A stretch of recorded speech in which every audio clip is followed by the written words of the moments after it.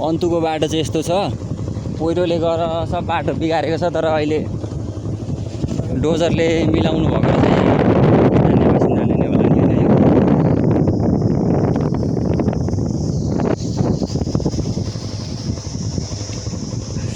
म चाहिँ अब लडेँ, के गर्नु, ज्याकेट पनि फटाइगयो है। अनि ड्राइभर चेन्ज भएको छ, अहिले सुजितले आफै कुदाउँदैछ स्कुटी। म त चिप्ली त गएँ, के गर्नु भयो कि आउँदैछ सुजित। बाटो चाहिँ यस्तो छ, ए पहिरो गएर सबैतिर झन् यहाँ हल्का मिलाएको छ। आउँदाखेरि राति चाहिँ सकबक नआएको राम्रो, आउनु पऱ्यो पनि बिस्तारै आउनु होला, सधैँको जस्तो छैन बाटो।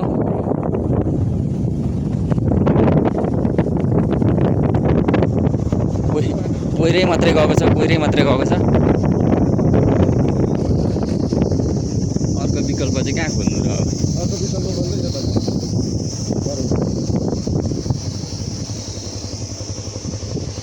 यो कहाँ गइदिन्छ अब, यो कता जाने भयो, यो डल्लो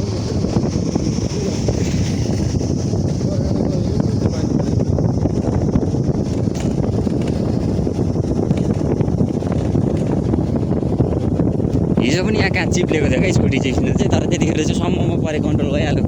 त्यहाँ चाहिँ उकालोमा पऱ्यो क्या।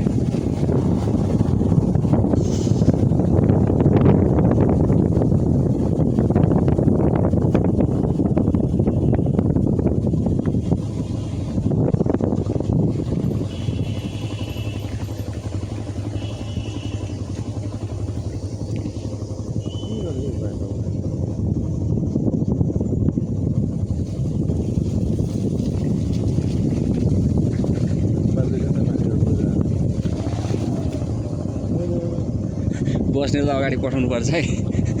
फेरि म पनि चिप्ले त भन्यो भने त के हो।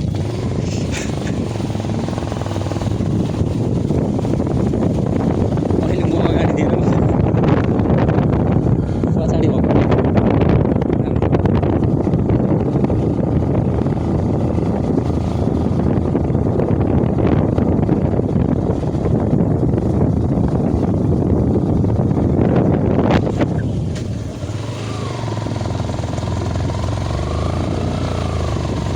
बाइक बाटो फेरि कुदाएकै छैन।